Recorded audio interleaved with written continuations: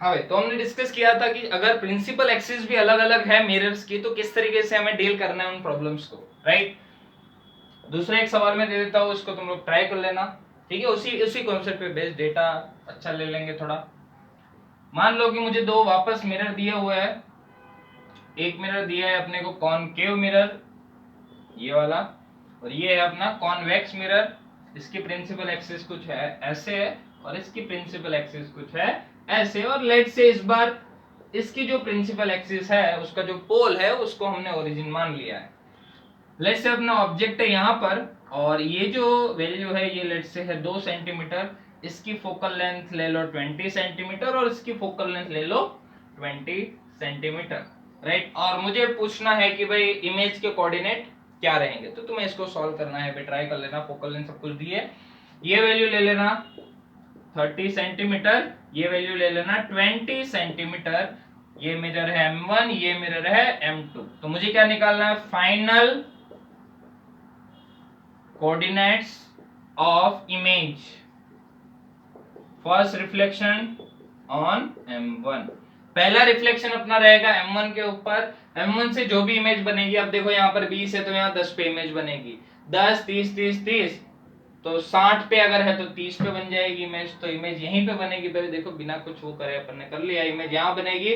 But height में फर्क आएगा, क्योंकि यहाँ वाले के लिए तो जो इमेज बनेगी वो पॉइंट इमेज ही बनेगी, क्योंकि इस ऑब्जेक्ट अगर लाइन पे है तो इमेज भी इसी लाइन पे रहेगी, ठीक है। और इसके लिए हाइट ले लेना 2 सेंटीमीटर, तो hi/h0 से अपन निकाल सकते हैं और फाइनल कोऑर्डिनेट भी बता सकते हैं।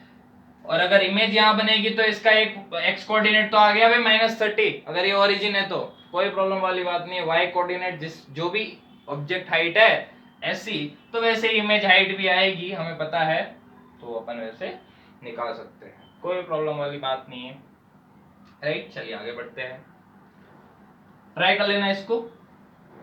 अब जैसे ये तो मुझे अलग अलग पोल के दे दिए हुए हैं, अलग अलग प्रिंसिपल एक्सिस के मिरर दे दिए। काफी बार सवाल जैसे ऐसे आ जाए, लेट्स से अगर मुझे कुछ ऐसा सवाल दिया है, कुछ एक मिरर है कुछ ऐसे रखा हुआ है, ध्यान से देखना भाई, कुछ एक मिरर ऐसे रखा हुआ है और कुछ एक मिरर रखा हुआ है ऐसा, है ना। यहाँ से थोड़ा थोड़ा पार्ट हम हटा देते हैं। लेट से ये है मिरर M1, ये है मिरर M2। इसकी फोकल लेंथ है 20 सेंटीमीटर और इसकी फोकल लेंथ भी है 20 सेंटीमीटर। इसको अपने ऐसे बनाया है, इसको बना लेते हैं कॉनकेव। ऑब्जेक्ट मैंने रखा है यहाँ पर, ऑब्जेक्ट की डिस्टेंस इससे है 20 सेंटीमीटर और इससे है ऑब्जेक्ट की डिस्टेंस 30 सेंटीमीटर। और मुझे पूछा है how many number of images will be formed. जैसे तुम्हें याद हो तो प्लेन मिरर के केस में भी इसी टाइप के सवाल थे।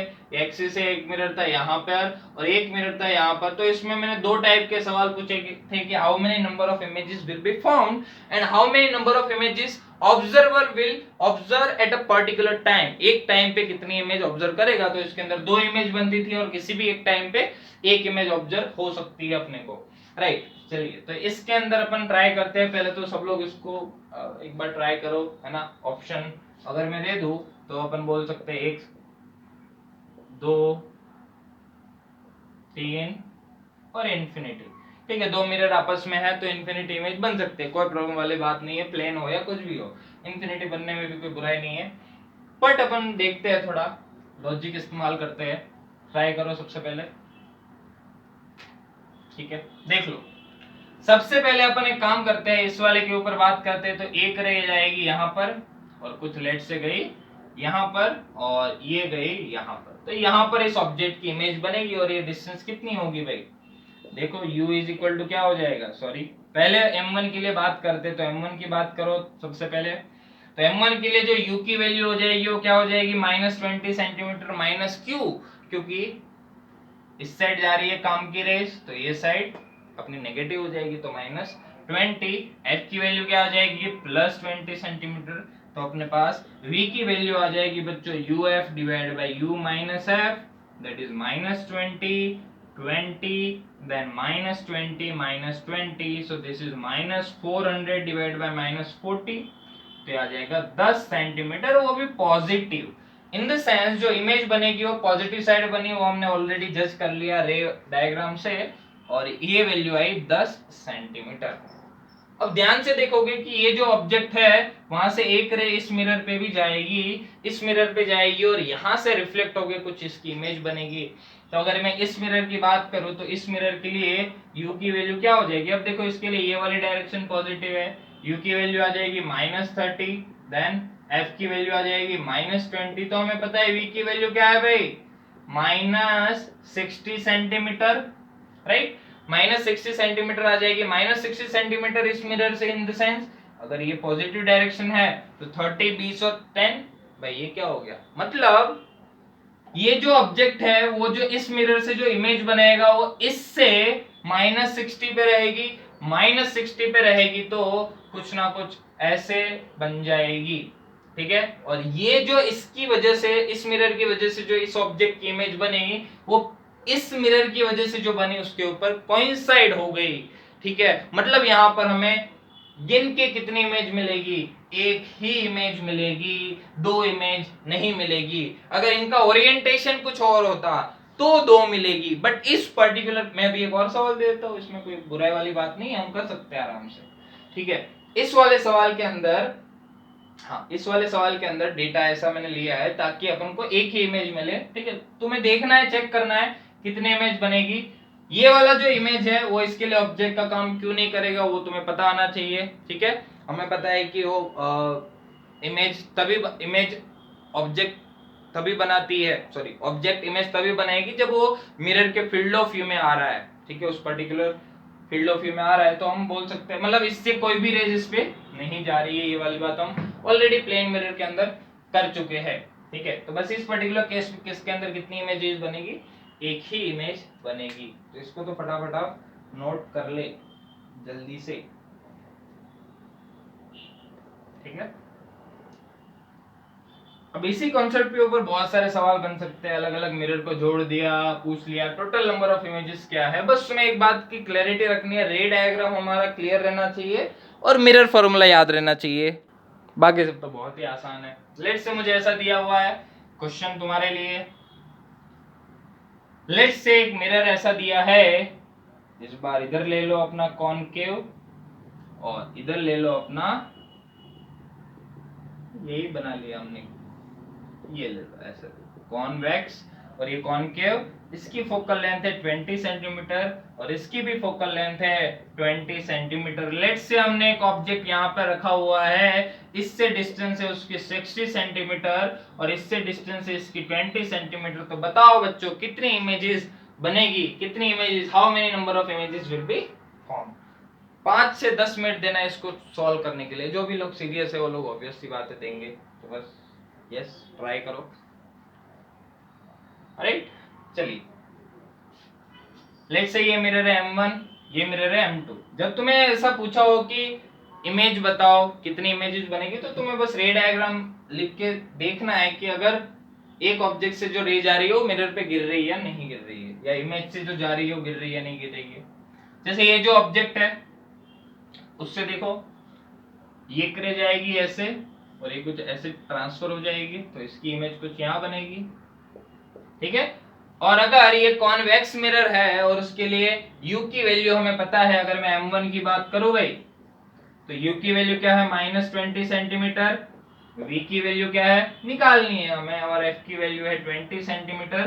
तो अभी निकाला था v की वैल्यू +10 सेंटीमीटर आई थी। डेटा देखो मैं ऐसा ही ले रहा हूं ताकि सेम रहे, हमें कॉन्सेप्ट पता चलना चाहिए क्या काम आ रहा है। तो ये वैल्यू आ गई 10 सेंटीमीटर। ओके भाई, 10 सेंटीमीटर आ गई, कोई बहुत ही ज्यादा अच्छी बात है ये, ठीक है? यहाँ से थोड़ा सा अपन कट रखेंगे ताकि ये इमेज से कोई भी रे इस पे ना गिरे, ठीक है? अब देखिए, ऑब्जेक्ट आ गया, इमेज आ गया। अब कोई भी रे इस इमेज से गिर के, इस वाले मिरर से गिर के इसके ऊपर नहीं जा रही, इसलिए ये जो इमेज है वो कोई भी इमेज नहीं बना रही है आगे इस वाले मिरर की वजह से। अब ये ऑब्जेक्ट की वजह से कुछ रे यहां भी जाएगी, कुछ ऐसे, है ना? और इस वाले मिरर की मैं बात करूं तो M2 के लिए जो f है उसकी वैल्यू क्या है? -20 बाई कॉन्वेक्स कॉनकेव मिरर है, देखो, राइट? f इस साइड है। u की वैल्यू भी क्या है? -60 है, तो v की वैल्यू कितनी आ जाएगी? -30 सेंटीमीटर ना। इसमें कोई कंफ्यूजन आनी नहीं चाहिए, ये डेटा में कॉमन ले रहा हूँ बहुत टाइम से, है ना। तो इसकी इमेज कुछ इससे 30 सेंटीमीटर इस साइड, तो यहां पर कहीं पे बन जाएगी इसकी इमेज, राइट। और ये जो इमेज है भाई, ये जो इमेज है वो बिल्कुल ऑब्जेक्ट का काम कर सकती है, किसके लिए, इसके लिए। और इसकी वजह से जो रे जाएगी वो ऐसे जाएगी, कुछ ऐसे, देख लो भाई, है ना, कुछ ऐसे जाएगी, और इसकी वजह से कुछ इमेज जो है वो यहाँ बन सकती है। तो देखो, अगर तुम्हें डिस्टेंस भी निकालनी है तो ये डिस्टेंस कितनी होगी 30, और अगर ये 30 होगी तो ये कितनी हो गई 50। तो उसके लिए अगर तुम्हें v निकालना है तो क्या होगा, uf divide by u minus F. और इस मिरर के लिए इस इमेज, ये जो इमेज है उसके लिए क्या हो जाएगा ये, क्योंकि रेज इस मिरर से गिर के उस पे जा रही है। देखो ये इसको सीधा बना देना है ना, मैंने थोड़ा टेढ़ा बनाया है, बट ये सीधा ही ऐसे कर देना तो समझ में आ जाएगा। u की वैल्यू कितनी है, u की वैल्यू है -50, f की वैल्यू है 20, क्योंकि कॉन्वेक्स मिरर है इसकी बात कर रहा हूं मैं, divide by u minus F. ये तो मैं पोजीशन बता रहा हूं, बाकी अब मैं पता तो चल गया कितनी इमेज बन रही है, 1 2 और 3 इमेज बन रही है। सो नंबर ऑफ इमेजेस पूछी हो तो 3।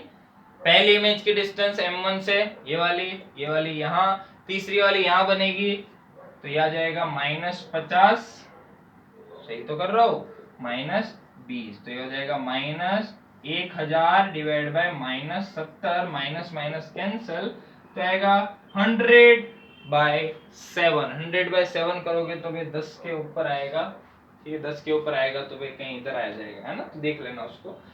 प्लस इतना मतलब इस मिरर के इस साइड 100/7। आई गेस मैंने कोई गलती नहीं की है,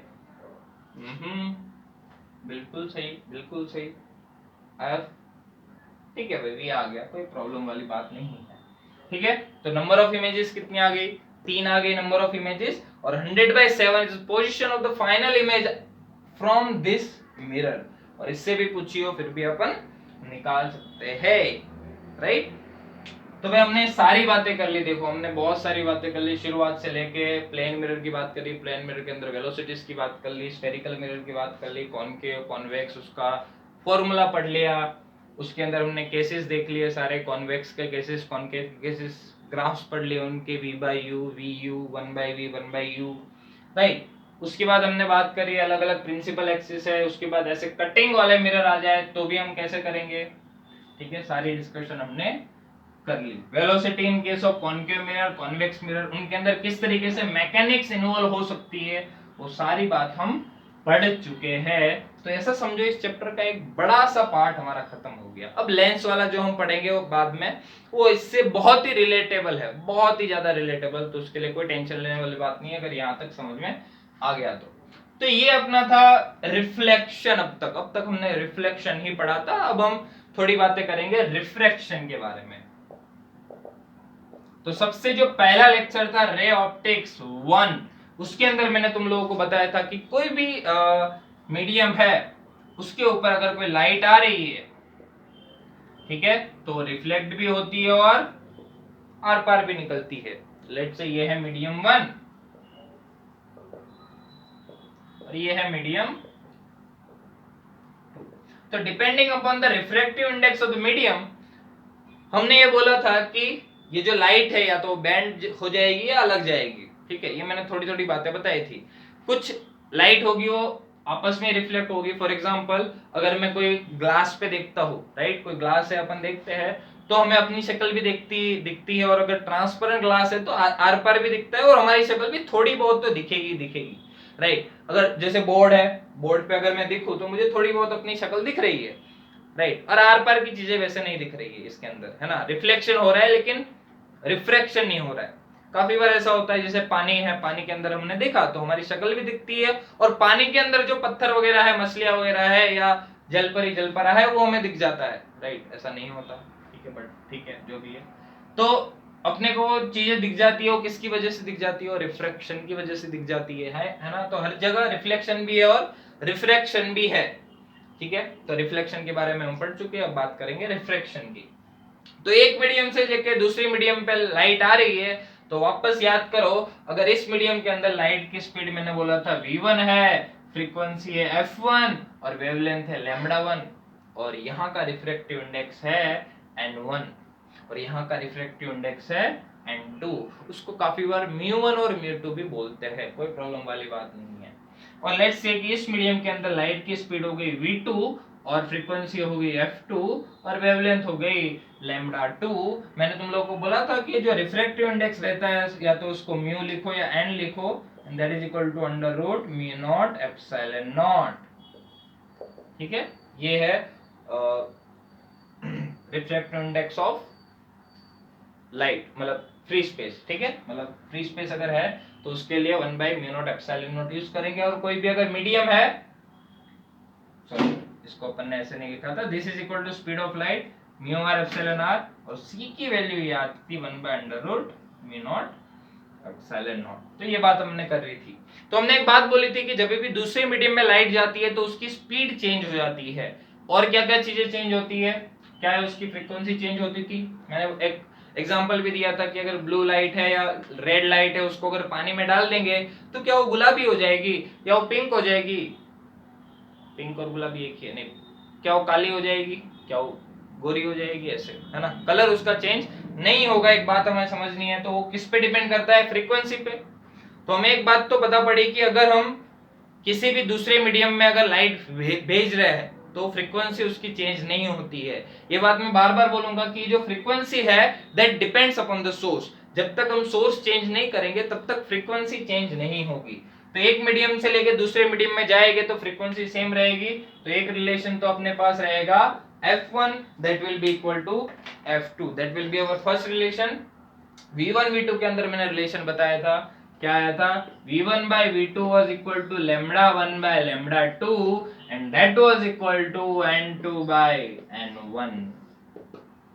ठीक है, ये बातें तुम लोग रिवाइज कर लेना। हमने फर्स्ट लेक्चर जब पढ़ाया था रे ऑप्टिक्स का तो उसके अंदर मैंने सारा डिस्कशन किया था। ठीक है, तो ये वाली बात सबसे पहले हमें पता चलनी चाहिए रिफ्रैक्शन के बारे में, और इसी चीज को हम रिफ्रैक्शन के नाम पे जानते हैं। ठीक है, कि लाइट जो है वो दूसरे मीडियम में जाती है और वो बैंड होती है और उसी चीज को हम बोल देते हैं रिफ्रैक्शन। ठीक है, बैंड होती भी है नहीं भी होती है, वो डिपेंड करेगा कंडीशन क्या दी हुई है। तो स्टार्ट करते हुए रिफ्रैक्शन की बातें। तो सबसे पहले जैसे हमने पढ़ा था लॉज ऑफ रिफ्लेक्शन, वैसे ही हम यहाँ पे पढ़ते हैं लॉज ऑफ रिफ्रैक्शन। राइट, मैं मार्कर फिल कर लेता हूं। Right, laws of refraction. Let's say अपने पास है एक मीडियम 1 और ये क्या अपने पास मीडियम 2। ये हमने बनाया नॉर्मल और ये है boundary which is joining two medium, और एक लाइट रे लेट से आ रही है कुछ एंगल आई पे, है ना, जिसको हम बोलेंगे इंसिडेंट रे। नाम दे दो ए बी। राइट, अब ये जो रे है लेट से जा रही है एस है और लेट से इस मीडियम का रिफ्रैक्टिव इंडेक्स है n1 और इसका है n2 and it is given that n2 is greater than n1। Right, अगर ये I है तो इसको बोल दो तुम लोग R, है ना, इसको अगर I है तो इसको बोल देंगे अपन R। तो अपने पास एक चीज आएगी, जैसे n1 है n2 है, तो पहले तो एक बात बोलता हूं कि जब भी रे रेयर मीडियम से डेंसर मीडियम में जाएगी, whenever the light ray will pass from rarer to denser। ठीक है, देखो डेंसर मीडियम के अंदर लाइट की स्पीड घटती है। तो मैं एक बात याद हो तो मैंने लिखवाया था कि जो स्पीड ऑफ लाइट है वो क्या होती है, c by n, where n is the refractive index of the medium। अगर ये एयर है, हवा है, तो उसके लिए n क्या होता है 1, तो v की वैल्यू क्या होती है c के बराबर। लेकिन अगर वो कोई भी मीडियम है, जैसे वाटर है, वाटर के लिए भाई n की वैल्यू जनरली हम लेते हैं 4/3, है ना, तो उसके अंदर अगर मुझे स्पीड ऑफ लाइट निकालनी है तो क्या होगा c डिवाइड बाय 4/3। तो ये देखो ये c से कम वैल्यू है, ये स्पीड ऑफ लाइट जो है एक्चुअल 3 × 10⁸, उससे कम स्पीड आई है, मतलब किसी भी डेंसर मीडियम के अंदर स्पीड ऑफ लाइट कम हो जाएगी। तो रेयर टू डेंसर जाएंगे तो स्पीड ऑफ लाइट कम होगी and it will bend towards the normal. ठीक है, और जब वो डेंसर से रेयर में जाएगी तो क्या करेंगे, it will go away from normal. ठीक है, मतलब अगर यही सिचुएशन में अगर तुम्हें बना के दे दूं यहां पर कहीं पे कि अगर लेट्स से ये n1 है और n2 है और मुझे दिया होता है n1 is greater than n2, that means this is the denser medium and this is the rarer medium. Light ray is traveling from denser medium to rarer medium और denser से rarer में जाएंगे तो it will go away from the normal, और ये है normal तो उससे away जाने का मतलब है कुछ ऐसे, है ना। तो in the sense r is greater than I, angle r is greater than angle I। यहाँ पे क्या होगा, angle I is greater than angle R because N2 is greater than N1, right. तो ये पहली बात हमें समझ में आनी चाहिए कि rarer to denser bend towards the normal and go away from the normal, है ना। और इसके अंदर हम पढ़ते हैं स्नेल का लॉ, और इसको बोल दो C।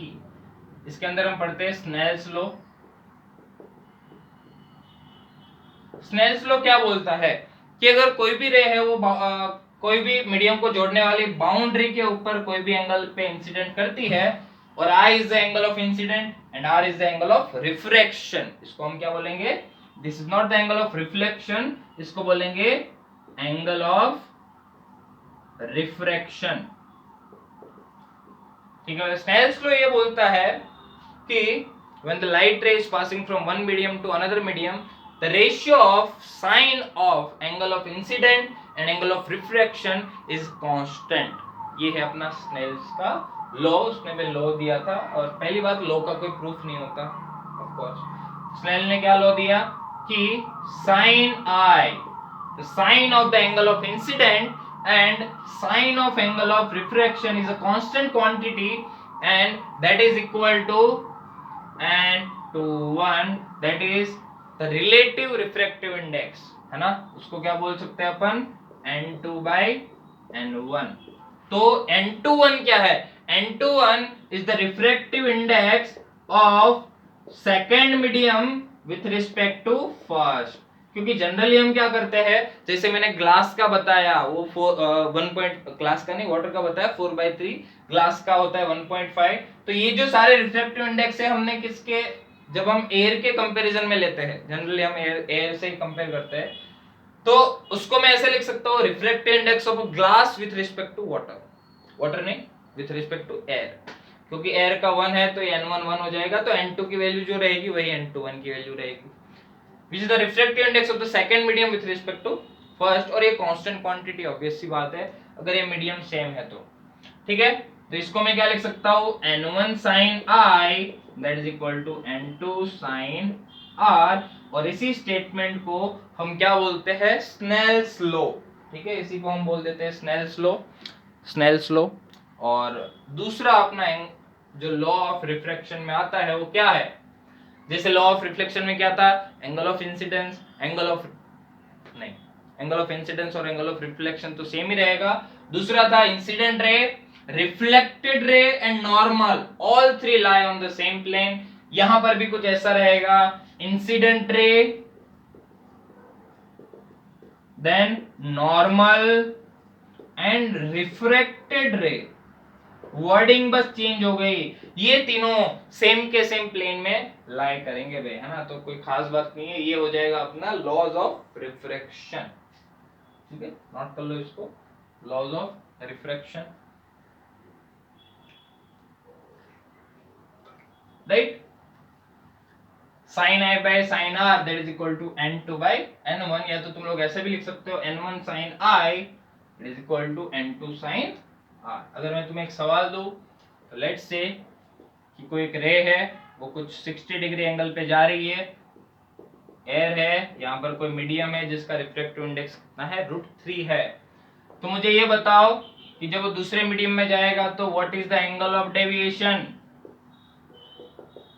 एंगल ऑफ डेविएशन बताओ जल्दी से, बहुत ही प्यारा सवाल, आसानी से हो जाएगा। एंगल ऑफ डेविएशन, कितना डेविएट हुआ ये रे अपने ओरिजिनल पाथ से, ये बताना है मुझे। कुछ इस तरीके से एंगल ऑफ डेविएशन देख लो, एंगल ऑफ डेविएशन कैसे निकालेंगे? तो हमें पता है कि जब वो रेयर से डेंसर में जा रहा है, ये वाला केस कौन सा है, रेयर टू डेंसर वाला, क्योंकि वो n = 1 से n = 3 में जा रहा है, √3 में जा रहा है, ठीक है। तो रेयर से डेंसर में जा रहा है, सो it will bend towards the normal. तो लेट्स से ये एंगल है थीटा। तो अपन निकाल सकते हैं थीटा क्या होता है यूजिंग स्नेल्स लॉ, है ना। स्नेल लॉ क्या है, n1 sin I that is equal to n2 sin R। n1 की वैल्यू क्या है 1, sin I की value sin 60 that is equal to n2 which is √3 and sin R। sin 60 होता है क्या √3/2 that is equal to √3 sin R। So sin R हो गया 1/2 और sin 1/2 कब होता है 60 डिग्री पे। सही बोल रहा हूँ, बिल्कुल गलत बोल रहा हूँ, कब होता है 30 डिग्री पे, है ना। तो ये हो जाएगा 30 डिग्री भाई। तो सोचो एंगल ऑफ डेविएशन क्या है कि भाई रे है वो कितना डेविएट हो गई। तो रे का ओरिजिनल पाथ था ये वाला, तो इतना एंगल डेविएट हो गई, तो एंगल ऑफ डेविएशन डेल्टा हम क्या लिखेंगे, इतना डेविएट हो गई भाई, ये ओरिजिनल पाथ था और इधर जा रहा है। तो ये देखो, ये अगर 60 है तो ये पूरा 60 होना चाहिए था। तो एंगल ऑफ डेविएशन क्या आ गया भाई, I minus R, right, I minus R ही रहेगा। ये पूरा है I, इतना है R, तो एंगल ऑफ डेविएशन आ जाएगा I minus R which is 60 minus 30 which is equal to 30 degree. और डायरेक्शन लिखनी हो तो 30 degree in clockwise direction, right. तो ये वाला केस, राइट। और इसी के अंदर एक और सवाल फेमस है, एक स्फीयर वाला केस में सवाल करा देता हूँ, कोई बड़ी बात नहीं है। इसी का नॉर्मल स्नेल का लो यूज करना है, एंगल ऑफ डेविएशन का ही। लेट्स से हमें एक स्फीयर दिया है, ठीक है, इस टाइप का सवाल मैं करा चुका हूँ, तो तुम्हें आना चाहिए। मुझे ऐसा दिया है कि कोई रे है, वो यहाँ पर मैं इंसिडेंट करा रहा हूँ, ठीक है, ये एंगल है 60 डिग्री, कुछ इस तरीके से इंसिडेंट करा रहा हूँ, और इसका जो एन है वो है √3 और बाहर है एयर, और एक स्फीयर है, कोई भी टाइप का स्फीयर हो सकता है, किसी भी मटेरियल का एक स्फीयर है, उसके अंदर मैं एक रे इंसिडेंट करा रहा हूँ 60 डिग्री पे। तो मुझे वही बताना है कि what will be the angle of deviation of final ray which is coming out of the sphere. Sphere से जो फाइनल रे बाहर आएगी उसका मुझे जो टोटल एंगल ऑफ डेविएशन है वो बताना है। तो पहले इसको ट्राई करो जल्दी से सब लोग, राइट। सबसे पहले इस बाउंड्री पे भाई देखो, ऑनेस्टली ट्राई करना है ना, जाने दो। तो यहां से सबसे पहले क्या होगा, it is going from rare to denser, so it will bend towards the normal, तो टुवर्ड्स द नॉर्मल बेंड हो गई, ओके। यहाँ पर कुछ नॉर्मल ऐसा आएगा। अब देखो ध्यान से कैसे जियोमेट्री लगाते हैं अपन। ये एंगल क्या होगा, एंगल ऑफ रिफ्रैक्शन, राइट। अब ध्यान से देखो, अब अगर ये 60 डिग्री है, ठीक है, तो अपन यूज कर सकते हैं n1 sin 60 that is equal to n2 sin r।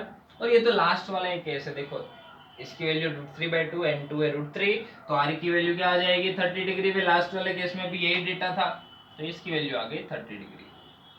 तो भाई अपन को पहला डेविएशन मिल गया कि रे इधर जा रही थी बट इधर चली गई, तो Δ1 is the first deviation at this surface, वो कितना आ गया 30 degree but in the clockwise sense. देखो इधर जा रही थी इधर चली गई, तो 30 डिग्री हो गया ये but in the clockwise direction. अब थोड़ा इधर देख लेते हैं भाई। अब देखो यहाँ पर क्या होगा, इस बाउंड्री पे कुछ एंगल पे इंसिडेंट करेगा, वो हम अभी ज्योमेट्री से निकाल लेंगे, कोई प्रॉब्लम वाली बात नहीं है। यहाँ पर जब मैं नॉर्मल ड्रॉ करूंगा तो ये नॉर्मल तो हमें पता है भाई सर्कल के सेंटर पे ही पास होगा। तो देखो अब थोड़ा जियोमेट्री लगा लेते हैं। अगर ये 30 है तो ये हो जाएगा 60, है ना, क्योंकि ये 90 है। ये अगर 90 है, ये 60 है, तो ये कितना है, ये है अपना 120 डिग्री, ओके, क्योंकि ये पूरा 180 है। अब 120 ये हो गया, ये 90 हो गया, क्या कुछ इससे आएगा, बिल्कुल नहीं आएगा, तो अपन इस ट्रिक को जाने देते हैं। तो एक काम करो, इस सेंटर से यहाँ पर एक नॉर्मल ड्रॉ करो, है ना। नॉर्मल ड्रॉ करोगे तो एक बात पता पड़ेगी कि ये दोनों ट्रायंगल है वो कैसे आएंगे, congruent triangle. Same to same सवाल एक बार आया था, और अगर ये 30 डिग्री है तो ये भी अपना क्या हो जाएगा 30 डिग्री। सेम टाइप का सवाल आया हुआ है अपने पास, राइट। तो 30 है तो ये भी आ जाएगा 30। तो अब अगर ये 30 से यहां से जा रहा है तो बाहर कितने से निकलेगा वो भी देख लो। तो यहां के लिए स्नेल का लॉ लगाओ second time, n2 sin 30 that will be equal to, बाहर निकल रहा है लेट्स से E से, E को हम बोलते हैं angle of emergent, right. E is known as angle of emergent. तो हो जाएगा n1 sin E, तो हो जाएगा √3 into 1/2 that is equal to 1 into sin E। तो sin इज √3/2, तो E की वैल्यू क्या आ गई भाई 60 डिग्री। तो ये आ जाएगा 60 डिग्री। तो सोचो रे एक्चुअल में जा रही थी इस डायरेक्शन में, बट वो चली गई इधर, तो वो इतना डेविएट हो गई, राइट। ये है डेल्टा 2। तो ये वाला एंगल कितना है भाई 30, क्योंकि ये भी 30 है तो उसके सामने वाला 30, बट वो इतना डेविएट हो गई, ये 60 है पूरा, तो ये वाला एंगल कितना हो जाएगा 30 डिग्री। तो भाई डेल्टा 2 की वैल्यू भी क्या आ गई 30 डिग्री, और उसकी डायरेक्शन भी क्या है क्लॉकवाइज डायरेक्शन है। तो टोटल डेविएशन क्या हो जाएगा delta 1 plus delta 2 which is 60 degree in clockwise sense, right. I hope कि थोड़ा तेज नहीं हुआ है, बट तुम लोग कर सकते हो, ठीक है। परपेंडिकुलर ड्रॉ कर लोगे तो ये हाफ हाफ में डिवाइड होगा।